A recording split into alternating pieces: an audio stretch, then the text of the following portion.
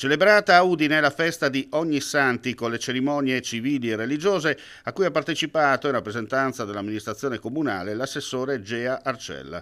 La giornata di sole atipica rispetto al periodo ha invogliato la gente a disertare in parte gli eventi. Tornando al programma, alle 11 si è svolto un breve e intenso momento organizzato dagli alpini del gruppo Udine Est presso il cippo dedicato alle penne nere all'Aipacco, dove al termine è stata deposta una corona d'alloro al monumento in ricordo di tutti i veci andati avanti e accolti nel paradiso di Cantore.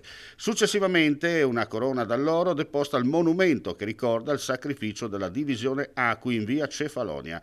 Alle 11.30 la messa solenne nella chiesa di San Gottardo a chiudere questa prima giornata che rientra nel programma e che ha visto il corteo uscire dal luogo di culto per depositare una corona d'alloro al monumento ai caduti che è stato eretto nel parco adiacente all'edificio ecclesiastico. Nella giornata di domani sono previsti due in particolare rizzi organizzate dalla sezione alpini dei rizzi e ampi presso la lapide ai caduti della Grande Guerra posizionata alla scuola elementare Fruc e successivamente al monumento ai martiri della Resistenza presso il cimitero.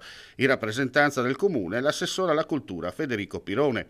Alle 18.30 Santa Messa alla chiesa di San Marco in Chiavris in memoria dei defunti. L'evento è a cura del gruppo Alpini Udine Nord con la partecipazione dell'assessore alla salute ed equità sociale Stefano Gasparin.